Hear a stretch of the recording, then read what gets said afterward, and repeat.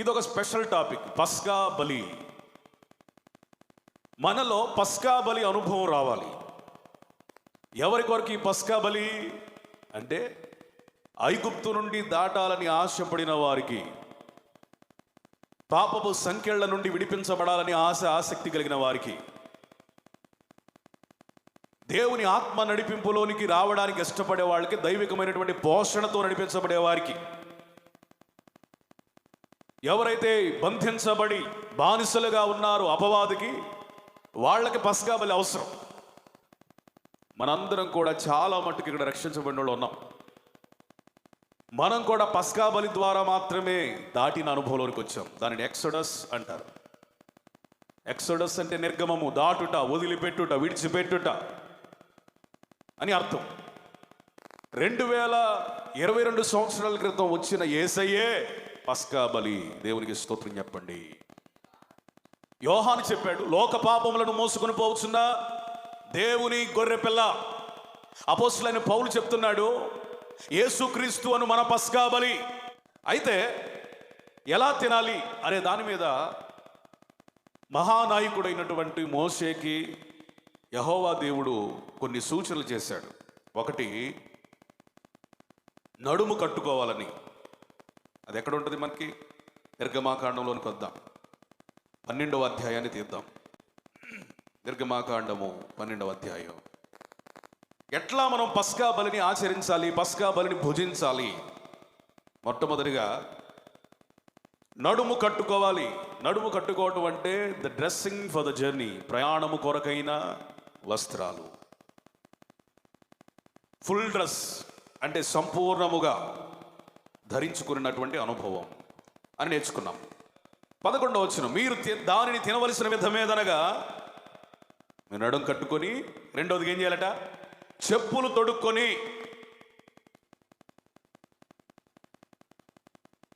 మీకు ఒక ప్రశ్న, నడుము కట్టుకోవడంలో అంటే ఫుల్ డ్రెస్ వేసుకోవడంలో, చెప్పులు తొడుక్కోవడంలో, కర్ర పట్టుకోవడంలో, వేగంగా తినడంలో మీకు ఏం అర్థమైంది? ఒక్క మాటలో చెప్పండి.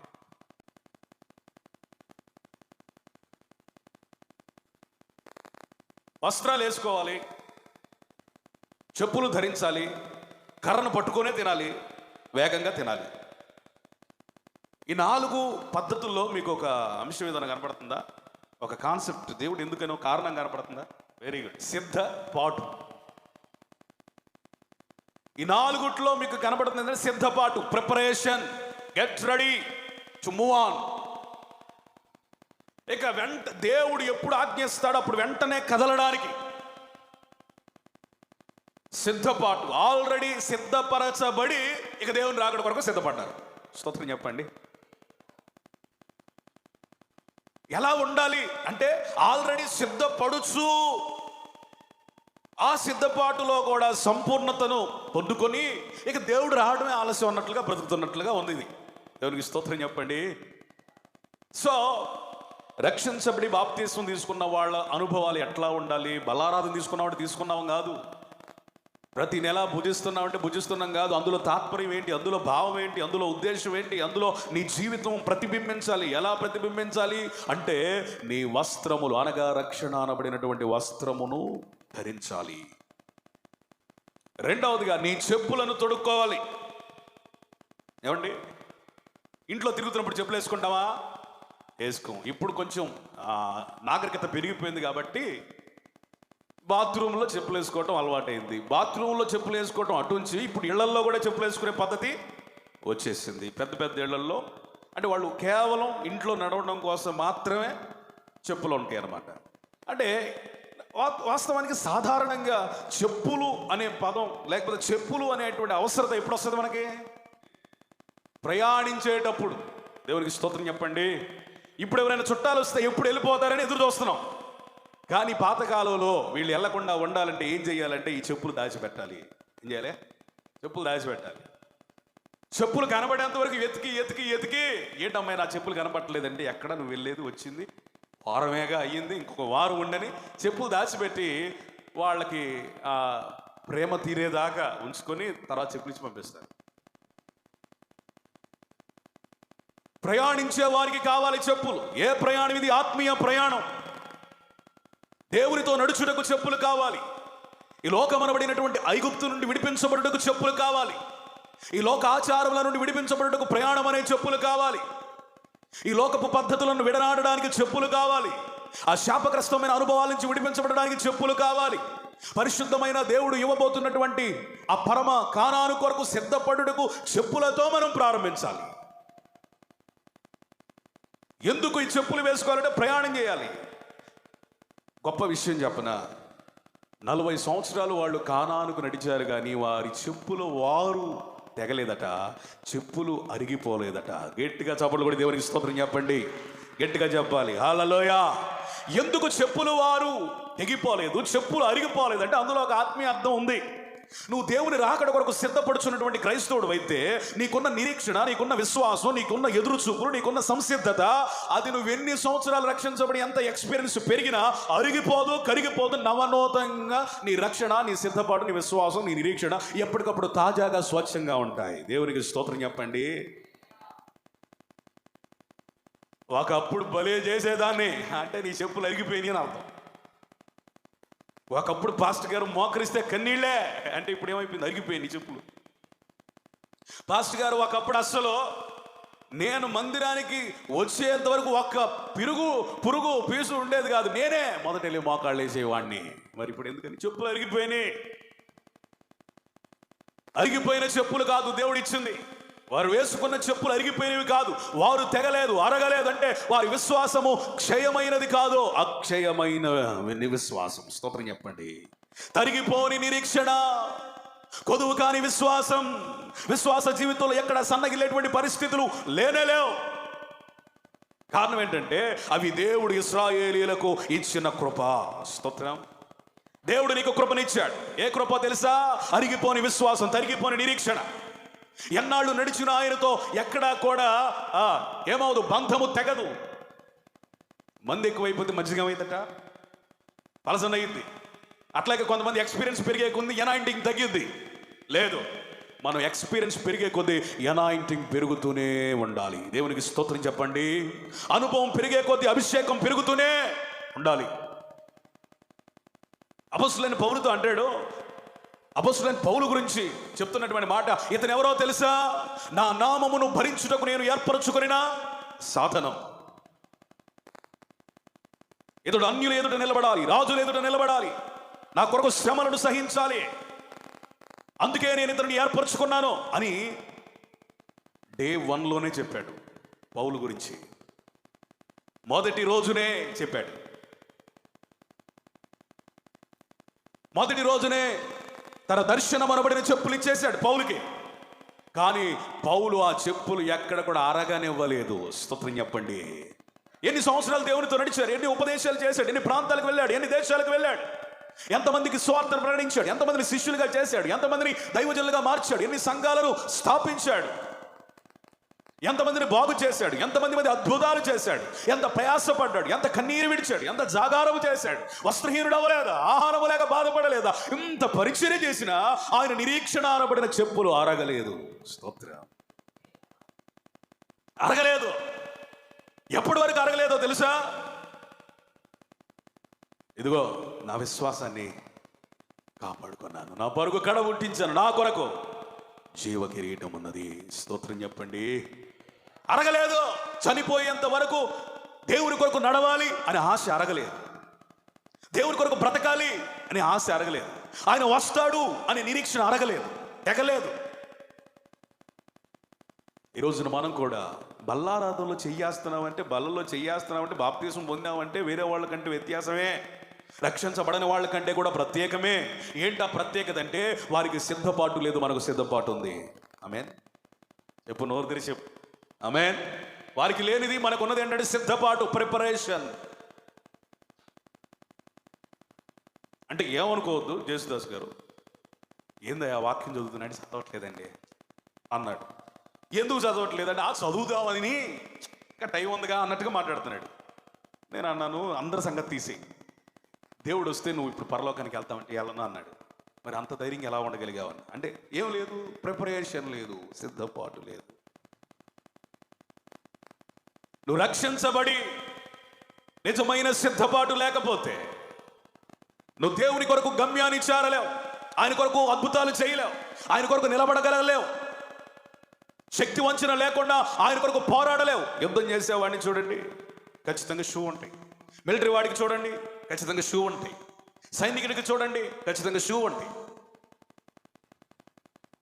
ఏమండి, అసలు ఒక రకంగా చెప్పిన చెప్పులు లేకపోవడం అనేది అవమానానికి గుర్తు.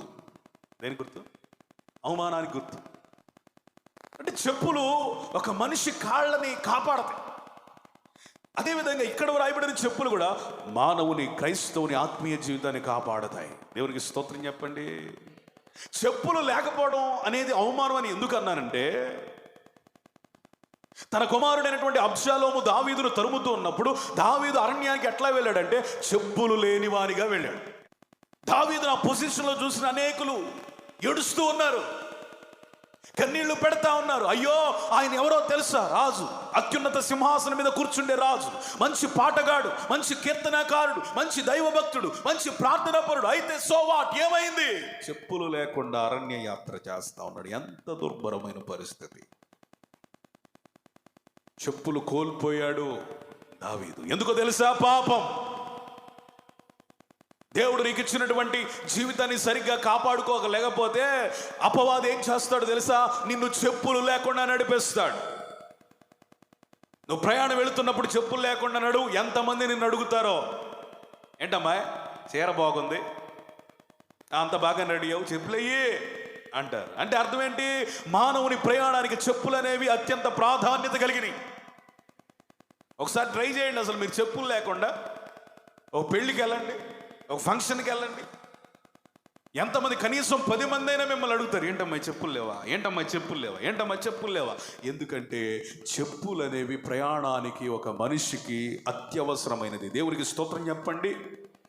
అకార్డింగ్ టు సైకాలజీ, ఒక మనిషిని చూసినప్పుడు మొట్టమొదటిగా ఎక్కడ పడతాయి మనిషి కళ్ళు అంటే చెప్పులు కాళ్ళ మీద పడతాయి.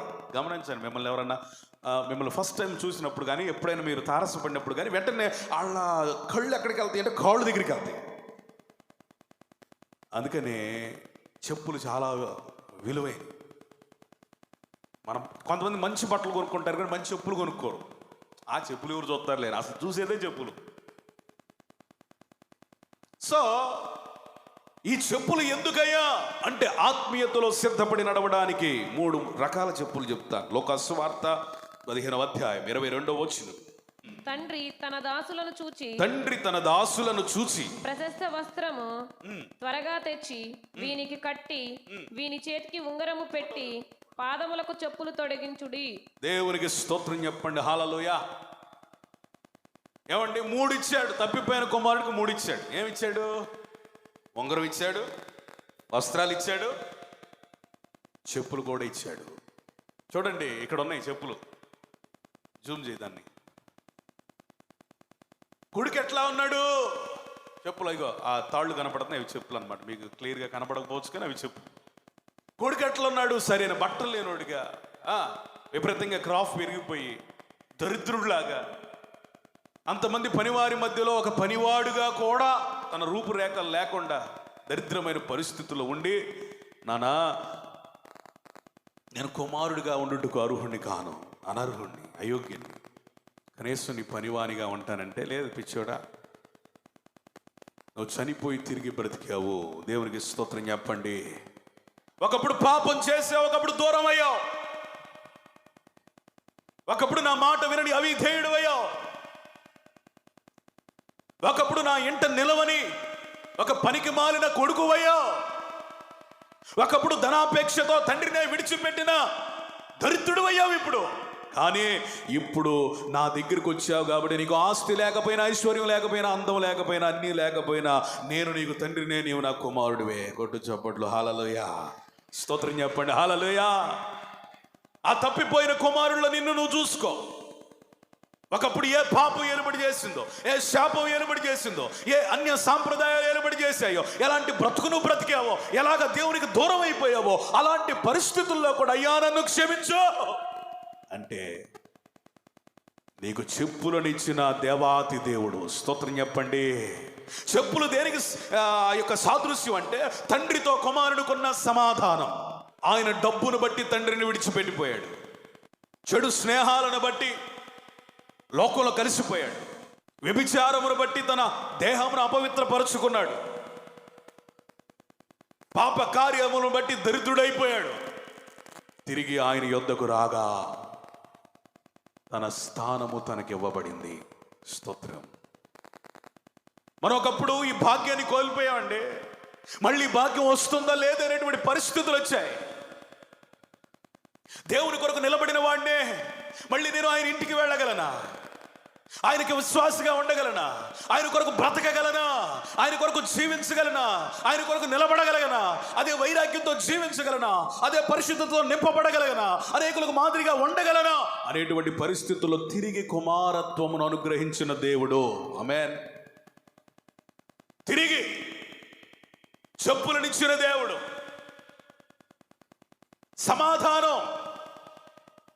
ఒకవేళ డబ్బును బట్టి, ధనాన్ని బట్టి, ధనాపేక్షను బట్టి, సంపాదనను బట్టి ఎక్కడైనా దేవునికి దూరం అయ్యావా?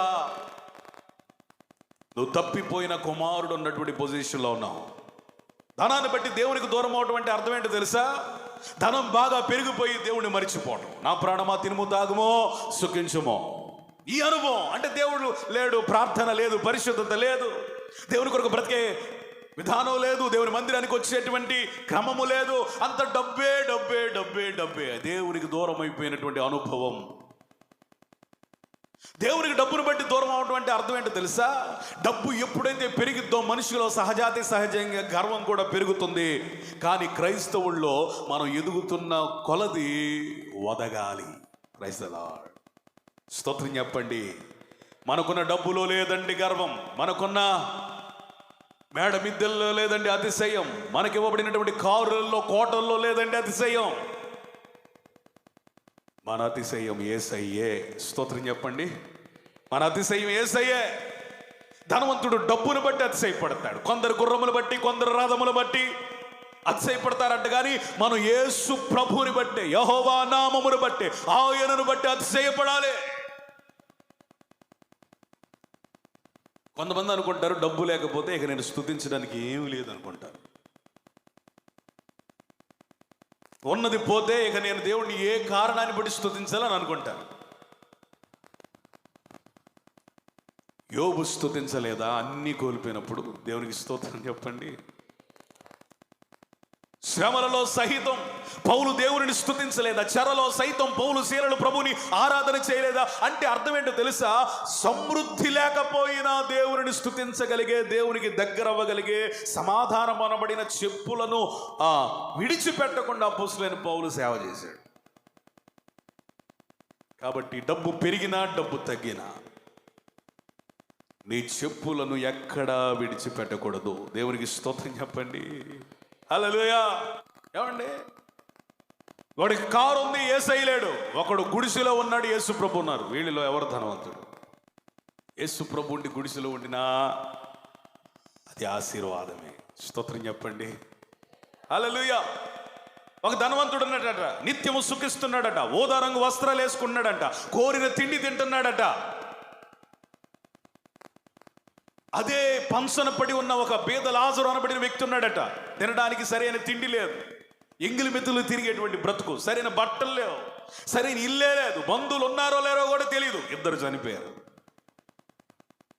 నిత్యము సుఖిస్తున్న ధనవంతుడైన వాడు వేదనకరమైన ప్రాంతంలో ఉన్నాడు. కానీ ఏ ఉన్నా లేకపోయినా దేవుని కొరకు బ్రతికిన బీద లాజరు అబ్రహాము రొమ్మున అనుకున్నాడు. స్తోత్రం చెప్పండి. ధనం అంటే ఈ భూమి మీద కూర్చుకునేది కాదు. ధనం అంటే మన గదుల్లో పేర్చుకునేది కాదు. ధనం అంటే ప్రజలకు కనబడేది కాదు. నిజమైన ఆశీర్వాదం ఇన్విజిబుల్. స్తోత్రం చెప్పండి. కనబడనిది.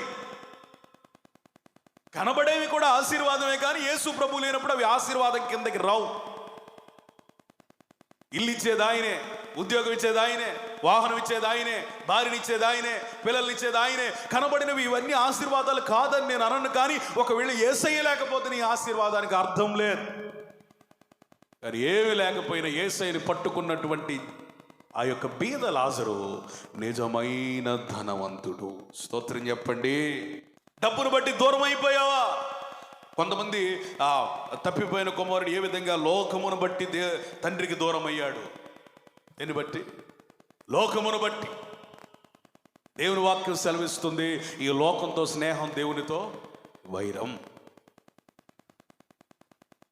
లోక స్నేహాలు, కొంతమంది ఏ ఫాల్ట్ ఉండదండి, అంత పరిశుద్ధంగా బ్రతుకుతారు. ఎక్కడ వీళ్ళు తప్పిపోతున్నారంటే లోక స్నేహాలు, ఈవిల్ రిలేషన్స్, ఈవిల్ కమ్యూనికేషన్. లోకం. ఇంట్లో ఎంత చక్కగా భక్తిగా ఉంటారు, మందిరానికి వస్తే ఎంత భక్తిగా ఉంటారో, పొలంకి వెళ్తే బూతులు. ఏంటని వీళ్ళని వ్యక్తిగతంగా వీళ్ళు పరిశోధించుకుంటే తేలిన ఫలితార్థం ఏంటంటే, ప్రజలు కనబడితే వీళ్ళకి ఎలా ప్రవర్తించాలో తెలియదు, ఏం మాట మాట్లాడాలో తెలియదు, వాళ్ళ భక్తి జీవితాన్ని ఎలా కంట్రోల్ చేసుకోవాలో తెలియదు. కానీ దేవుడు ఒక గొప్ప ప్రార్థన బైబిల్లో పెట్టాడు. దావీదు అంటాడు, భక్తిహీనుల ఎదుట నా మూతికి చెక్కం పెట్టుకోవడం నాకు నేర్పించు నాయన. స్తోత్రం చెప్పండి. What a great prayer. ఎంత అద్భుతమైన ప్రార్థన అండి అది. సమస్యలు ఎక్కడ వస్తున్నాయి? మాట ద్వారా కాదా? ఈ లోకంతో నువ్వు వెళుతున్నప్పుడు నువ్వేం మాట్లాడుతున్నావో ఆ మాట వారిని ప్రభావితం చేస్తుంది, నిన్ను కూడా ప్రభావితం చేస్తుంది. ఇతరులతో నువ్వు మాట్లాడేటువంటి మాటే నీ సాక్ష్యానికి మరొక రూపం, నీ జీవితానికి ప్రతిబింబం. ఎందుకంటే తెలుసా, యేసయ్య చెప్పాడు, హృదయం నిండిన దాన్ని బట్టి నోరు మాట్లాడిద్దట. అంటే నువ్వు మాట్లాడే ప్రతి మాట ఎక్కడి నుంచి వస్తుందయ్యా? From the heart, bottom of the heart. ఊరినే అన్నానులే, జోక్గా అన్నానులే అనమాకు. పొరపాటు నేనేసాను అయ్యగారు అనుకో. ఎందుకు తెలుసా, ఆల్రెడీ నిండబడింది, నింపబడి ఉంది, బూతులతో నింపబడింది కాబట్టి నీ నోట్లో బూతులు వస్తున్నాయి. వ్యభిచార తలంపులతో నింపబడింది కాబట్టి నీ హృదయం వ్యభిచార సంబంధమైన మాటలు వస్తున్నాయి. కుట్రతో, కుళ్ళుతో, అసూయతో నింపబడింది కాబట్టి ఆటోమేటిక్గా నీ మాట అసూయతో నింపబడినట్లుగా అర్థమైపోయింది. సజ్జనుడట తన మంచి ధన నిధిలో నుండి వెలుపలికి తీస్తాడు మంచి విషయాలు. స్తోత్రం చెప్పండి. చెడ్డవాడట తన చెడ్డ ధన నిధిలో నుండి తీస్తాడు. ఏమి నువ్వు కలిగి ఉన్నావో అదే ఇవ్వగలుగుతావు. అంటే నీ హృదయంలో ఏం కలిగి ఉన్నావో అదే మాట్లాడగలుగుతావు. లోకం, దాని ఆశలు గతించిపోతాయి, కానీ దేవుని వాక్యం నిరంతరం నిలుస్తుంది. హల్లెలూయా. ఇంకా వ్యభిచారమును బట్టి ఆయన ఏం చేశాడు? తండ్రికి మరింత దూరం అయిపోయాడు, పాప పంకిలం అయిపోయాడు. ఈరోజు నేను అంటాను, నువ్వు చూసే చూపులో ఎక్కడ మోహపు చూపు ఉండకూడదు. ఒక దైవజనుడు అంటున్నాడు, మోహపు చూపు కూడా పాపం కాదట, సినిమాలు చూడడం కూడా పాపం కాదట. ఎందుకులే పేర్లు, దరిద్రం.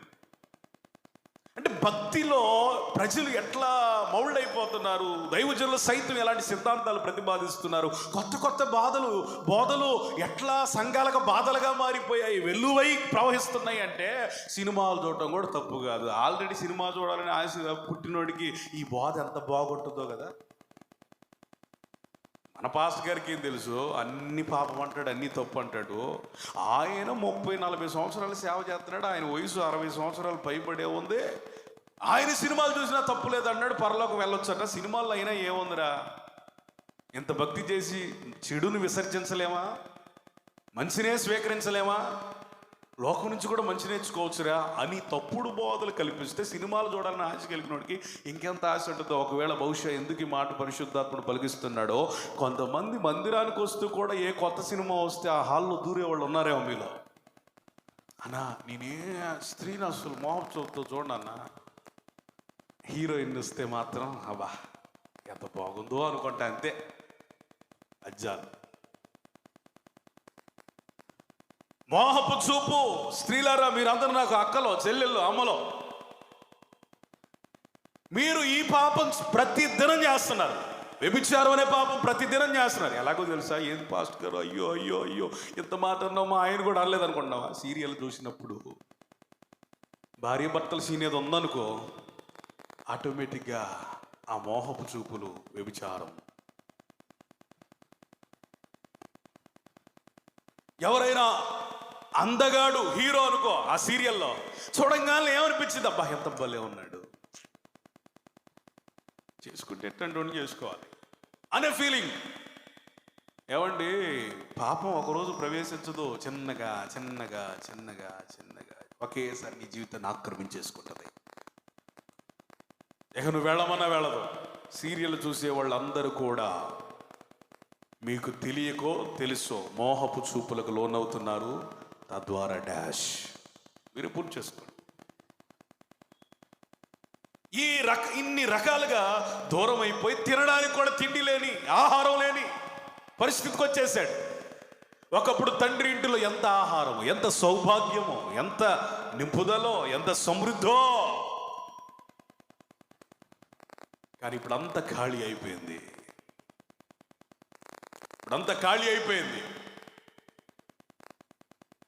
తండ్రి దగ్గర ఉంటే మన జీవితాలు ఖాళీ అయిపోయినా ఆయన ప్రతి దినము పోషిస్తాడు.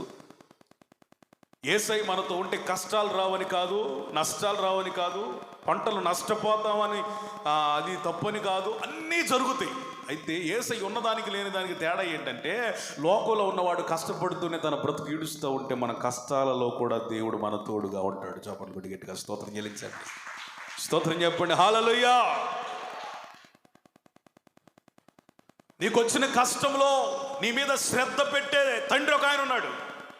నీకు వచ్చిన రోగంలో నీ మీద ఫోకస్ చేసే ఒక నానున్నాడు.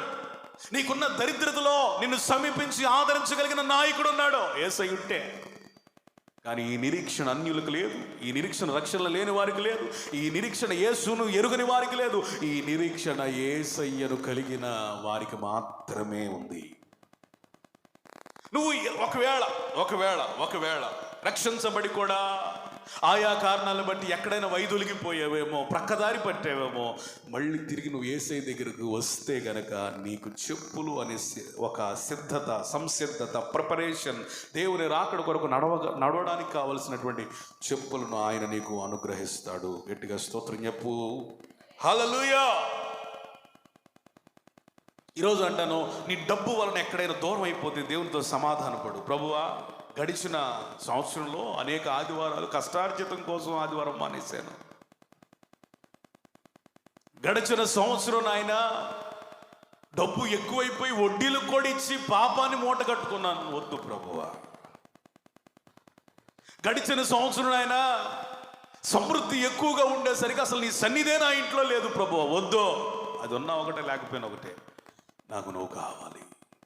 ఆమె రా. దేవుడు ఏం చేస్తాడు? తిరిగి నువ్వు పోగొట్టుకున్న సిద్ధత, సంసిద్ధత అనే చెప్పులు నీకు తొడుగుతాడు. ఇప్పుడు నువ్వేం చేయొచ్చో తెలుసా? ఎన్నడూ కూడా తండ్రితో ఉండేటువంటి గొప్ప భాగ్యం కొరకు నడుస్తూ ఉంటావు. అపోస్తలుడైన పౌలు అంటాడు, యేసుక్రీస్తు అను తన కుమారుని సహవాసానికి మనల్ని పిలిచాడట. ఎందుకు పిలిచాడు దేవుడు? Fellowship with Christ. తన కుమారుడైన క్రీస్తు అనేటువంటి వ్యక్తి సహవాసము కొరకు నడిపించడానికి ఆయన రక్తము చిందింపజేశాడు. పస్కా బలిపశువుగా మారాడు. What is the purpose of a man's salvation? Is the fellowship with Christ. Christianity means fellowship with Christ. అంతే. క్రైస్తవ్యం అంటే పెద్ద నిర్వచనాలు వద్దు. మనకు అర్థమయ్యే భాషలో ఒకటి చెప్పనా? యేసయ్యతో ప్రతి దినము స్నేహం చేయటమే, ప్రతి స్థలంలో స్నేహం చేయటమే, అనేకుల మధ్యలో స్నేహం చేయటమే, ఎక్కడున్నా కానీ ఆయనతో స్నేహం చేయటమే క్రైస్తవ జీవితానికి నిర్వచనం. స్తోత్రం. హల్లెలూయా. కొంతమంది యేసు ప్రభుతో స్నేహం వదిలిపెడతా ఉంటారు. అప్పుడప్పుడు ఫ్రెండ్స్ ఉన్నప్పుడు వదిలిపెడతా ఉంటారు. అన్ని సాంప్రదాయాలు చేసినప్పుడు యేసు ప్రభు ఆయా కొంచెం పక్క నుండి యేసు బాబు అంటారు కొంతమంది. ఆయా కార్యక్రమాల్లో, ఆయా స్థలాలలో, ఆయా వ్యక్తుల మధ్యలో ఉన్నప్పుడు యేసు ప్రభుని పక్కన పెడతాడు. కష్టాలు వచ్చినప్పుడు అయ్యా నీవే దిక్కునైనా అంటారు. ఇది రక్షణ కాదు. ఇది పరిస్థితులు ఎలా ఉన్నా ప్రభుని విడిచిపెట్టకుండా సిద్ధ మనసు అనేటువంటి చెప్పులు, సిద్ధపాటు అనేటువంటి చెప్పులు కలిగి జీవించాలి. ఇంకొక చెప్పులు అపోస్తలుల కార్యం 12:8 చదవండి. అప్పుడు దూత అతనితో, నీవు నడుము కట్టుకొని చెప్పులు తొడుగుకొనుమనెను. అతడలాగు చేసిన తరువాత దూత, నీ వస్త్రము పైన వేసుకొని నా వెంబడి రమ్మని అతనితో చెప్పెను. దేవునికి స్తోత్రం చెప్పండి. పిక్చర్ చూపించు. స్వార్థను బట్టి, దేవుని సేవను బట్టి చెరలో వేయబడినటువంటి పేతురు జీవితం గురించి వ్రాయబడినటువంటి సందర్భం ఇది. పేతురు చెరలో ఉంటేనట సంఘమంతా అత్యాసక్తితో ప్రార్థించిందట. తీవ్రమైన ప్రార్థన, తీవ్రమైన ఆసక్తితో ప్రార్థించిందట సంఘం అంతా. ఏమండి, సంఘం ప్రార్థించడం ఒక పక్కన జరుగుతూ ఉంటే దేవుడు దూతను పంపించాడు కిందకి. దేవుడు దూతను పంపిస్తే దూత తను ఉన్నటువంటి చెరలోనికి వచ్చి అపోస్తులైనటువంటి పేతురుతో చెప్తున్న మాట ఏంటో తెలుసా? నీ నడుం కట్టుకో, నీ చెప్పులు వేసుకో. స్తోత్రం. ఏం వేసుకోవాలంట? చెప్పులు వేసుకోవాలి. ఏంటి ఇక్కడ సందర్భం చెప్పులు వేసుకోవటం అంటే అర్థం ఏంటో తెలుసా? నీ పరిచర్య కష్టాలు వచ్చినాయనో, నష్టాలు వచ్చినాయనో, శ్రమలు వచ్చినాయనో, ఎవరైనా వ్యతిరేకించారనో, విమర్శించారనో, తోలనాడారనో ఇక నీ పరిచర్య ఆగిపోయిందని అర్థం కాదు. నువ్వు చెప్పులు వేసుకుని తిరిగి రెండంతల పరిచర్య చేయబోతున్నావు. ఆమెన్. గట్టిగా చెప్పు ఆమెన్. కొన్ని సందర్భాల్లో శ్రమలు, సేవలో శ్రమలు, విశ్వాస జీవితంలో నిందలు, దేవుని కొరకు మనం వైరాగ్యం కలిగి బ్రతుకుతా ఉన్నా ఎక్కడో ఒక దూషణ మాటలు వస్తా ఉంటాయి. పేతురు వలె చెర వంటి అనుభవం, చెరపట్టబడిన అనుభవం, కృంగిపోయిన అనుభవం, నా పనంతా అయిపోయింది అన్నటువంటి పరిస్థితుల్లోకి నువ్వు వెళ్ళిపోతే దేవుడు మాట్లాడుతున్నటువంటి మాట ఏంటో తెలుసా? నువ్వు గనక తిరిగి అత్యాశక్తితో ప్రార్థన చేయగలిగితే దేవుడు నీవు పోగొట్టుకునే లేదా ప్రక్కన పెట్టిన, పోగొట్టుకోకపోయినా కొంతమంది రక్షణని విడిచిపెట్టరు, యథార్థతను విడిచిపెట్టరు, నీతిని పరిశుద్ధతను విడిచిపెట్టరు, కానీ వారి శ్రమలను బట్టి కొంచెం వాటిని పక్కన పెడతారు. అలాంటి వారితో ఈ పూట దేవుడు మాట్లాడుతున్న మాట ఏంటంటే తిరిగి నీ చెప్పులు తీసుకో. You have to start your journey again. మళ్ళీ నీ ప్రయాణాన్ని ప్రారంభించు. ఎందుకో తెలుసా?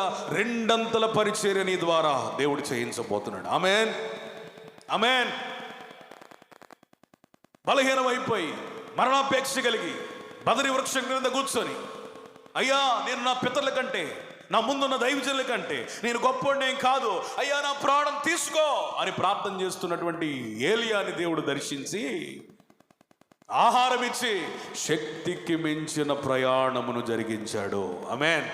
నువ్వు కృంగిపోయావేమో, రక్షణను కొంచెం ప్రక్కన పెట్టావేమో, దేవుడితో నీకున్న మంచి సంబంధాన్ని కొంచెం అలా పక్కన పెట్టావేమో, నా పని అంతా అయిపోయింది అనుకుంటున్నావేమో, నాకెవరు తోడు లేడు అనుకుంటున్నావేమో, నిరాధారం అయిపోయాను అనుకుంటున్నావు, నిరుత్సాహపడుతున్నావేమో. దేవుడు నీతో మాట్లాడుతున్న మాట, తిరిగి నీ చెప్పులు వేసుకో. కృంగిపోవద్దు దేవుని పరిచర్యలో, కృంగిపోవద్దు క్రైస్తవ జీవితంలో, కృంగిపోవద్దు నీ విశ్వాస నడకలో. స్తోత్రం చెప్పండి, స్తోత్రం చెప్పండి. నువ్వు గనక ఆసక్తితో, గుర్తుపెట్టుకుని మాట, కొంచెం నీకు ఆసక్తి తగ్గిందనుకో సేవలో, విశ్వాస జీవితంలో,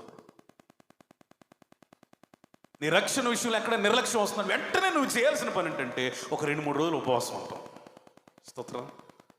ఏమండి, క్రైస్తవ జీవితం ఎలాంటిదంటే ఒక మానవ శరీరం లాంటిది. అప్పుడప్పుడు మనకు జలుబులు, దగ్గులు, జ్వరాలు వచ్చి బలహీనం ఎట్లా పడిపోతామో, ఈ లోకంలో బ్రతుకుతున్నాం కాబట్టి దేన్నో బట్టి కొంచెం మనం బలహీనం అయిపోతాం. ఎవరైనా సరే బలహీనం అయినప్పుడు అది మనకు అర్థమైంది అనుకుంటే వెంటనే మనం డాక్టర్ దగ్గరికి వెళ్ళినట్లుగా వెంటనే మన పరమ వైద్యుడని యేసయ్య పాదాలు పట్టుకుని, అయ్యా ఈ విషయంలో నేను ఆసక్తి లేకుండా ఉంటున్నాను, రక్షణ నిర్లక్ష్యం చేస్తున్నాను, ప్రార్థన నిర్లక్ష్యం చేస్తున్నాను, నీ సన్నిధికి కొంచెం ఎక్కడో దూరమైన ఫీలింగ్ కలుగుతుంది, తిరిగి నీ ఆత్మతో నింపు నాయనా అంటే నింపడా రీఛార్జ్ చేస్తాడు.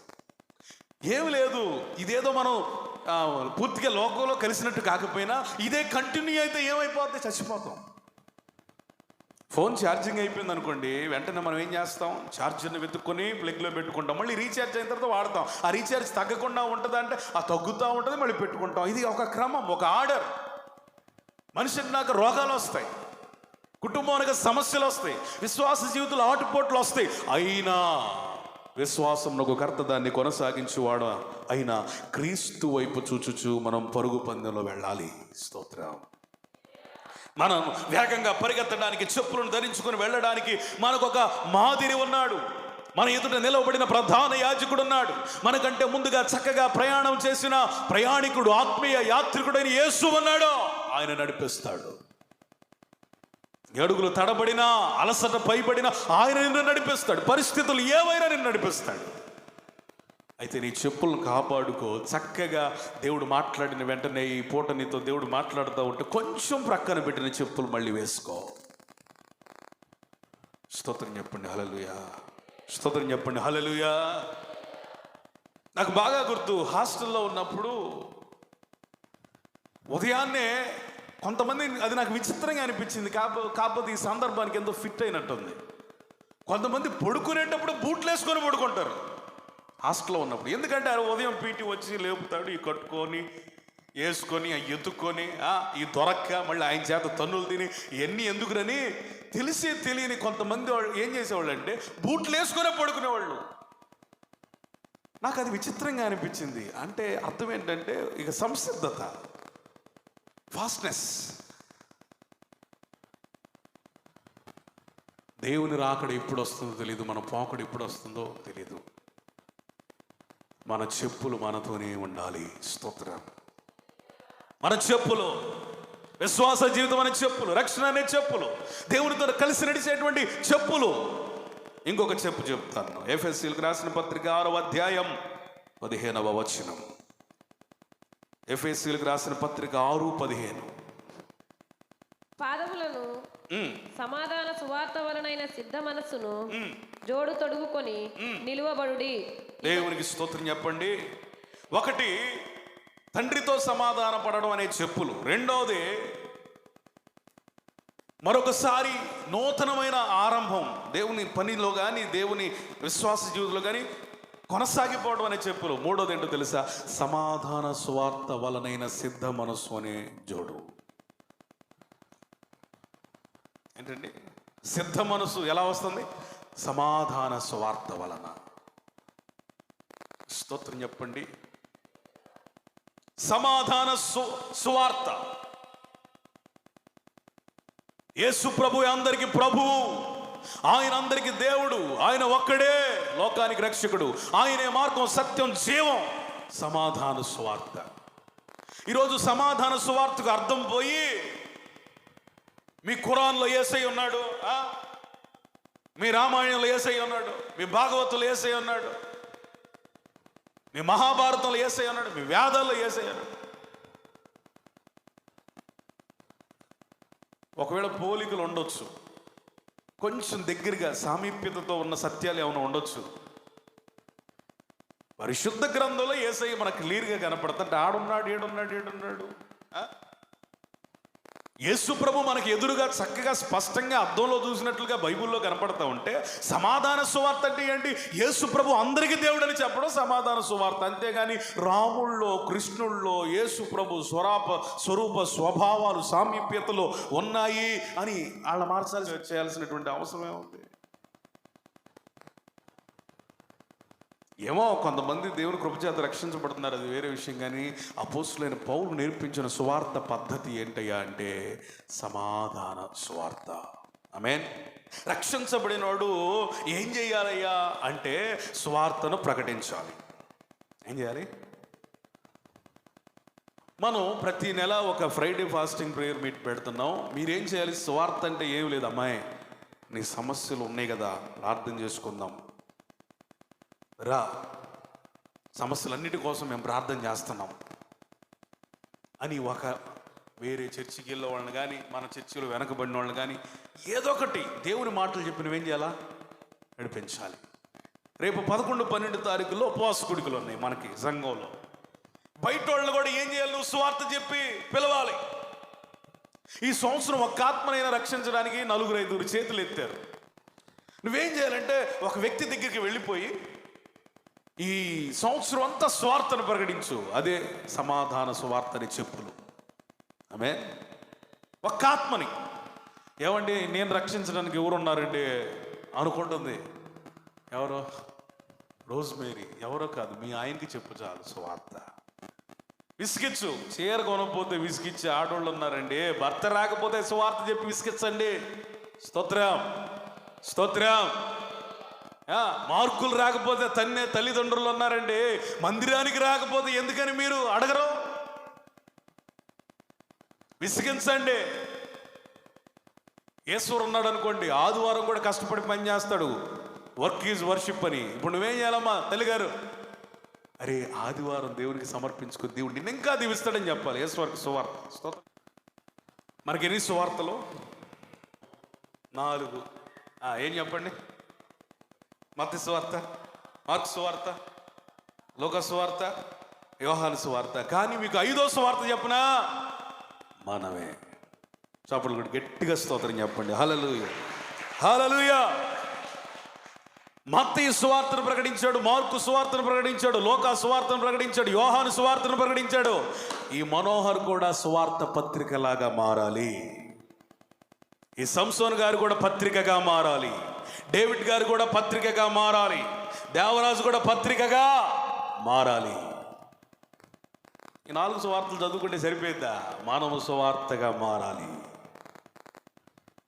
క్రైస్తవులు బైబిల్ చదువుతారట, అన్యులు మనల్ని చదువుతారు. మనమే అన్యులకు బైబిల్. స్తోత్రం. దేవుడు ఎవరో ఎట్లా ఉంటాడో తెలియనప్పుడు యేసు ప్రభు వచ్చి ఇట్లా ఉంటాడని చూపించాడు. యేసయ్య ఎట్లా ఉంటాడో ఎరగని ప్రజలకి ఇట్లా ఉంటాడని మన ప్రవర్తన ద్వారా, మన మాట ద్వారా సువార్తను ప్రకటించాలి. That is called peace gospel. దేవునికి స్తోత్రం చెప్పండి. హల్లెలూయా, హల్లెలూయా. 3వ మాట, కర్ర పట్టుకోవాలి. ఏం పట్టుకోవాలి? స్తోత్రం చెప్పండి. భోజనం చేసేటప్పుడట కర్ర పట్టుకొని భోజనం చేయాలట. దీన్ని ఇంగ్లీష్లో స్టాఫ్ అంటారు. కర్రని ఏమంటారు? స్టాఫ్. మీరు చూడండి, మోషే చేతిలో కర్ర ఉంది, అహరోను చేతిలో కర్ర ఉంది, యాకోబు చేతిలో కర్ర ఉంది. ఎందుకు ఈ కర్ర? ఇప్పటికీ చూడండి, ముసలోళ్ళు కర్ర పట్టుకుని వెళ్తారు. వాళ్ళకి నడిచే శక్తి ఉన్న పాతకాలంలో ఒక అలవాటు ఏంటంటే కర్ర పట్టుకోడు. ఎందుకు అంటే ఏదన్నా కుక్కలో వచ్చిననుకోండి, కొట్టడానికి వాడతారు కర్రలో. ఫర్ ఎగ్జాంపుల్, ఏదైనా చెట్టు కాయ కొయ్యాలనుకోండి, హైట్ చాలేదనుకోండి, కర్రను వాడతారు. పాతకాలం వాళ్ళు చూడండి, వాళ్ళు నడవగలిగిన శక్తి ఉన్నా కర్ర వాడతారు. ఏదైనా కొమ్మల్ని ఇట్లా లాగాలనుకోండి, ఆ కర్రకున్న కొంకితో లాగుతూ ఉంటారు. గొర్రెల కాపరులను చూడండి, వాళ్ళు పశువులను కొట్టినట్లు గొర్రెలను కొట్టరు. జస్ట్ ఇలా టచ్ చేయగానే అవి ఒక ఆర్డర్లోకి వస్తాయి. The staff indicates the power and authority. శక్తికి, అధికారానికి, నాయకత్వానికి గుర్తు కర్ర. బిగ్గరగా స్తోత్రం చెప్దాం. హల్లెలూయా. రక్షించబడిన వాడికి దేవుడిచ్చినటువంటి ఒక అనుభవం ఏంటంటే అథారిటీ, నాయకత్వం, శక్తి. అందుకే అపొస్తలుడైన పౌలు అంటాడు, పైకి భక్తి కలిగిన వారిగా ఉండి దాని శక్తిని ఆశ్రయించకుండా మీరు ఉండొద్దు, మీరు వేషధారులు అవుతారు. జాగ్రత్త. మన భక్తి, మన అధికారం, మన నాయకత్వం అనేటువంటి కర్రని మనం ఏం చేయాలో తెలుసా? పట్టుకొని ఆత్మయాత్రలో నడవాలి. స్తోత్రం చెప్పండి, స్తోత్రం చెప్పండి. యాకోబు అంటాడు, అయ్యా ఒంటి చేతి కర్రతో నేను వచ్చాను, ఇప్పుడు 2 పాయలయ్యాను, 2 గుంపులయ్యాను. ఆమె నీవు నాకు ఇచ్చిన కృపే ఈ కర్ర. మోషేతో దేవుడు చెప్తున్నటువంటి మాట ఏంటంటే, ఏ కర్రతో అయితే నువ్వు నదిని తాకి అద్భుతము చేశావో, సూచక క్రియను జరిగించావో, తెగులును రప్పించావో, అదే కర్రతో ఆ బండను కొట్టు. కొట్టగానే వచ్చినాయి నీళ్లు. అధికారం.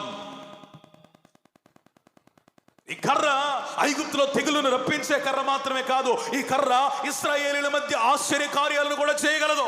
ఆమేన్, ఆమేన్, ఆమేన్. నీ జీవితంలో రోగం పోగొట్టగలిగిన ఆత్మీయత, అప్పును తీసివేయగలదు. అప్పును తీసివేసిన ఆత్మీయత శత్రువులను స్నేహితులుగా మార్చగలదు. శత్రువులను స్నేహితులుగా మార్చిన నీకు దేవుడిచ్చినటువంటి అధికారం ఇతరులతో సమాధానపరచగలదు, సమాధాన పెట్టగలదు, ఇతరులను రక్షించుటకు కృపనివ్వగలదు. మనం ఏం చేయాలో తెలుసా? మనం ఆత్మయాత్రలో కొనసాగుతున్నప్పుడు దేవుడు మనకిచ్చినటువంటి అధికారాన్ని వాడుకోవాలి. స్తోత్రం. ఏమంటే మనం ఓట్లేసి గెలిపించామనుకోండి ఒక వ్యక్తిని, లేకపోతే ఒక ఎమ్మెల్యేనో ఎంపీనో సీఎంనో ఎవరినో. అంటే అధికారాన్ని ఎందుకు మనం అధికారము ఇచ్చాము అంటే ఆ అధికారమును వాడుకొని సంస్కరణలు చేయాలని. ఆ అధికారము ఉండి కూడా వాడుకోలేదనుకోండి, అర్థం ఏంటంటే అధికారం వాడటం రావట్లేదని అర్థం. అట్లాగే ఒక క్రైస్తవునిగా మనం జీవిస్తూ ఉన్నప్పుడు కర్ర అనబడిన రక్షణ అనబడిన అధికారం నాయకత్వం దేవుడిచ్చినప్పుడు అది వాడడం తెలియాలి. స్తోత్రం. How to use. ఈ బైబిల్లో కొన్ని వేల వాగ్దానాలు ఉన్నాయి, అవి యేసుక్రీస్తు నామములో ఆమేన్ అన్నట్లుగా ఉన్నాయి. దేవుని వాగ్దానములే మన కర్ర. Praise the Lord. ప్రతిదినం వాడాలి, వాగ్దానం చెప్పాలి. దేవుడు మనకిచ్చినటువంటి ఈ సంవత్సరం ఏదో ఒక వాగ్దానం ఇచ్చుంటాడు కదా, ఆ వాగ్దానాన్ని పట్టుకొని మనం ఏం చేయాలో తెలుసా? ప్రతిదినం చేతులెత్తి ప్రార్థన చేయాలి. యేసయ్యా ఈ సంవత్సరంలో దీన్ని నెరవేర్చు, నేను చూడాలి. దేవునికి స్తోత్రం చెప్పండి. దేవుడు నీకు ఒక నాయకత్వాన్ని ఇచ్చినప్పుడు అది వాడుకోవాలి. వాడడం తెలియకపోతే నువ్వు నాయకునిగా పనికిరావు. నీకు రక్షణని ఇచ్చాడు, వాడుకోవడం తెలియకపోతే నువ్వు ఎట్లా రక్షించబడినట్లు? నీ మాటకు ఒక శక్తి ఇచ్చాడు, ఆ శక్తిని నువ్వు వాడుకోకపోతే ఎట్లా? జీవ మరణములు యెహోవా వశమే కాదు, జీవ మరణము మన మాటల వశము, నాలుక వశము. నువ్వు ఈ నోటితో ఏది పలుకుతావో అది శక్తిని ఉద్భవింపజేస్తుంది. స్తోత్రం చెప్పండి. హల్లెలూయా అనగానే ఎందుకు అనమంటామయ్యా అంటే నీ నోట్లో ఉన్న ఆ భక్తి, ఆ శక్తి యేసయ్య సింహాసనమును తాకుతుంది. ఆమేన్ ఆమేన్ అని ఒక విషయమై నువ్వు ఆమెను చెప్పినప్పుడు ఆ ఆమేన్ అనేది తిరిగి వ్యర్థముగా రాదు, కానీ యేసయ్య చెవులకు వినబడుతుంది. ఆయన కూడా ముద్ర వేసి భద్రపరుస్తాడు. నువ్వు ఏ విషయంలో ఆమేన్ అన్నావో అది కార్యరూపం దాలుస్తుంది, గర్భము ధరిస్తుంది. ఆమేన్. నీ ప్రాణాన్ని తీస్తారేమో కానీ నీ అధికారాన్ని మాత్రం ఎవడు కాదనలేడు. అంత శక్తిని యేసు రక్తం ద్వారా మనకు అనుగ్రహించిన యేసయ్యకి గట్టిగా చప్పట్లు కొట్టండి. స్తోత్రం స్తోత్రం. There is authority. ఎంతుండి నేను ఎందుకు బతకాలి, చచ్చిపోయినా బాగుండు అనుకుంటారు కొంతమంది. నువ్వు చావడానికి కాదమ్మా, అయ్యా దేవుని కొరకు బ్రతకడానికి నీకు అధికారం ఇచ్చాడు. స్తోత్రం. ఇర్మియాతో దేవుడు మాట్లాడుతున్న మాట ఏంటో తెలుసా? కొట్టుటకు, నాటుటకు, పడగొట్టుటకు, నిర్మించుటకు, పెకలించుటకు, నాశనం చేయడానికి నేను అన్నిటికీ నీకు అధికారం ఇచ్చాను, వాడుకో, యూజ్. మాస్టర్ గారు ఏమి ఇచ్చాడండి నాకు? వాళ్ళకి ఇల్లు ఇచ్చాడు, వీళ్ళకి పొలం ఇచ్చాడు, వాళ్ళకి పెళ్లి చేసాడు, వీళ్ళకి ఉద్యోగాలు ఇచ్చాడు, నాకేం ఇవ్వాలా? ఎందుకు ఇవ్వలేదు? చూడు, invisible power in your life. నీ జీవితంలో కనబడని ఒక అధికారం ఉన్నది, వాడుకో. స్తోత్రం చెప్పండి. స్తోత్రం చెప్పండి. ప్రార్థన అనేది ఒక అధికారం అండి, వాడుకోండి. నా నామమును ఏది అడిగినా మీకు ఇస్తానని చెప్పాడే, ఆయన నామమే మనకు దేవుడు ఇచ్చిన అధికారం.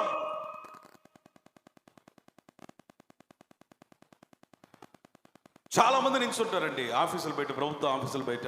నేను పలానా ఎమ్మెల్యే గారి తరఫు నుంచి వచ్చాను అనగానే మనకి లోపలికి పిలిచి కుర్చీ వేసి అవసరమైతే డ్రింక్ ఇచ్చి మనం పని ముందు ముగించి పంపిస్తారు. ఎందుకు తెలుసా? ఆయన పేరులో ఒక అధికారం ఉంది. యేసు ప్రభు చక్కగా ప్రార్థన చేయండి అయ్యా, ఏది అడిగినా నేను ఇస్తానని ఎంత ఫ్రీ గిఫ్ట్ ఇచ్చాడు. నువ్వు ప్రార్థన చేస్తే అన్నీ అవుతాయి అని చెప్పాడు. నువ్వేం ప్రార్థన చేయవు. నీకు ఇచ్చిన అధికారాన్ని వాడుకోకపోతే దేవుడు ఏం బాగు చేస్తాడు నీ జీవితాన్ని?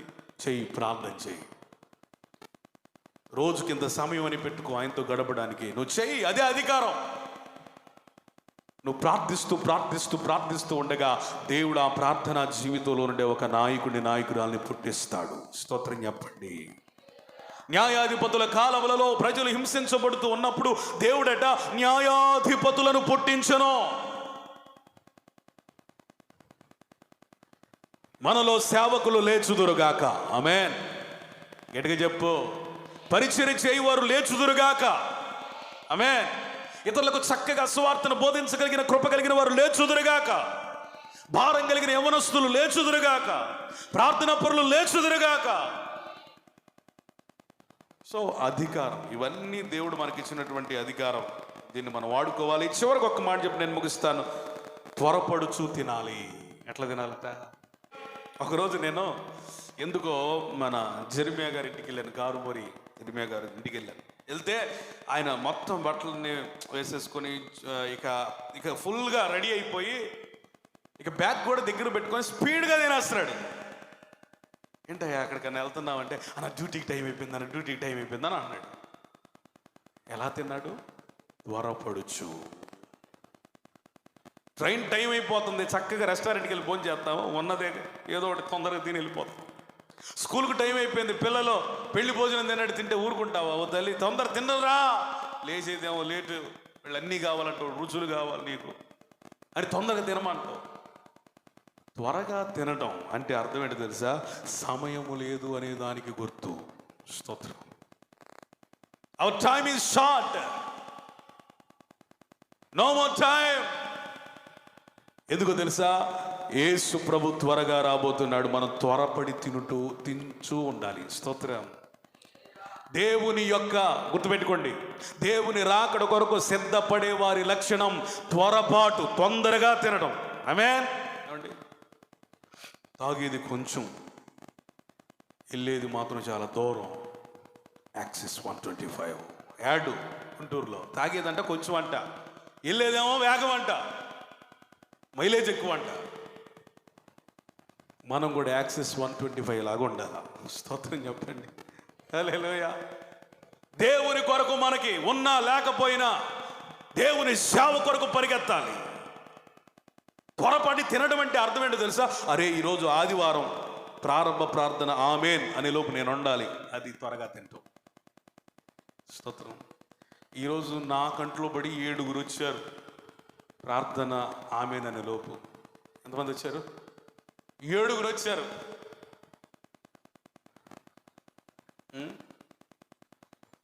శంకర్ మొదటగా వచ్చాడు, 2 దైవప్రసన్న గారు వచ్చారు, 3 చిట్టి వచ్చాడు, 4 తిమోతి వచ్చాడు, 5 డేవిడ్ గారు వచ్చారు, సారమ్మ గారు కూడా వచ్చినట్టున్నారు, 6, 7 ఇంకెవరో సమ్వన్. వీళ్ళందరూ ఆమేన్ అనే లోపు ఉన్నవాళ్ళు వీళ్ళు. త్వరగా తినడం అంటే ఇదే అర్థం. స్తోత్రం చెప్పండి. ఉపవాస కుడికలంట త్వరగా వెళ్ళాలి, విజ్ఞాపన కుడికంట త్వరగా వెళ్ళాలి, ఫ్రైడే ఫాస్టింగ్ ప్రేయర్ అంట త్వరగా వెళ్ళాలి, బైబిల్ స్టడీ అంట త్వరగా త్వరగా త్వరగా.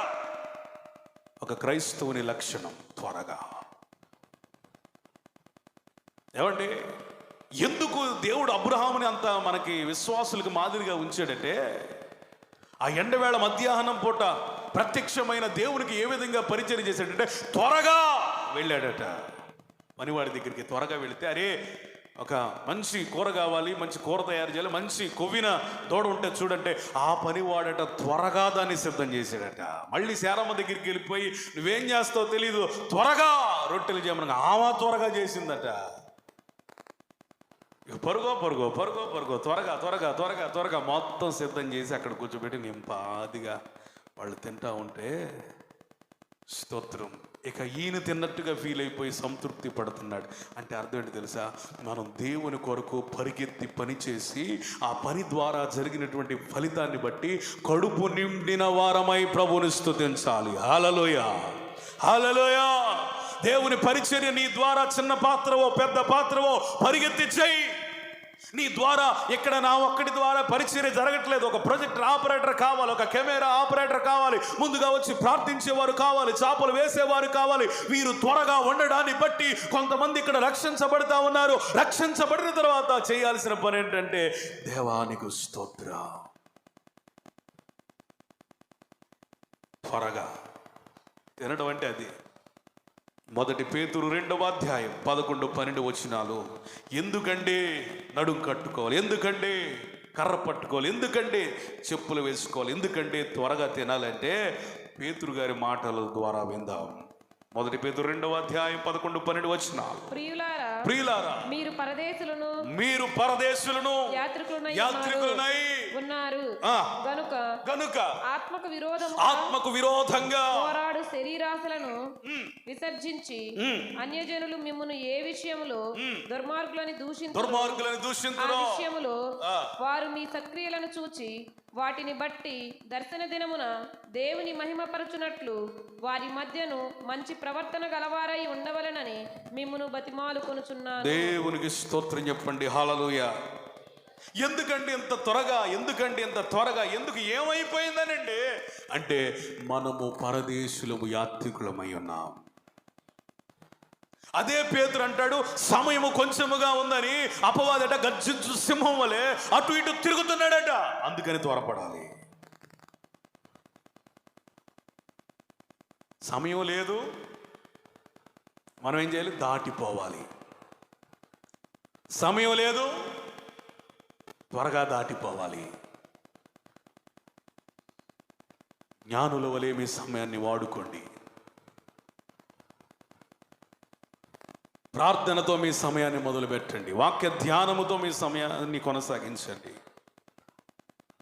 దేవుడు మీకు ఇచ్చినటువంటి పనులలో కష్టపడండి. వ్యర్థముగా ఎవరితో ముచ్చట్లు పెట్టకండి. ఎందుకంటే ఇది త్వరపడి తినే దినాలు, త్వరపడి ప్రభు పని చేసే దినాలు. ఆయన వచ్చినప్పుడు ఎవడు మెలకుగా ఉండి పని చేయట చూస్తాడో వాడు నిజమైన మంచి దాసుడు. హల్లెలూయా, స్తోత్రం చెప్పండి. హల్లెలూయా. నిద్ర రాలేదా? మోకాళ్ళేసి ప్రార్థన చేయి. నిద్ర వచ్చేదాకా అటు ఇటు పొరలవారు. సరే, ప్రార్థన చేసే మనసు లేదా? చక్కగా వాక్యం చదువుకో, నిద్ర వచ్చింది. అంటే నిద్ర రావడం కోసం వాక్యం కాదు, నిద్ర వచ్చేదాకా వాక్యం. మళ్ళీ పాస్టర్ గారికి ఫోన్ చేసి, అయ్యగారు మీరు వాక్యం చెప్తే మాకు నిద్ర వచ్చింది, అయ్యగారు వాక్యం చెప్పండి అనమాకండి. సమయం కొంచెమే, కానీ మనం వేగంగా పరిగెత్తాలి.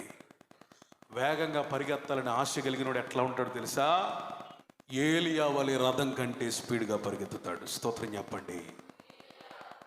వేగంగా పరిగెత్తాలని ఆశ కలిగినోడు ఎట్లా ఉంటాడో తెలుసా? రథము కంటే వేగంగా పరిగెత్తిన ఫిలిప్పు వలె ఉంటాడు. స్తోత్రం చెప్పండి. వేగంగా పరిగెత్తేవాడు ఎలా ఉంటాడో తెలుసా? దేవుని దేహమును సంపాదించుకోవడం కొరకు పరిగెత్తిన అరిమత్త యోసేపు లాగా ఉంటాడు. వేగంగా ప్రభు పని చేద్దాం. నిజమైన పస్కా ఆరాధన మన జీవితంలో జరగనిద్దాం.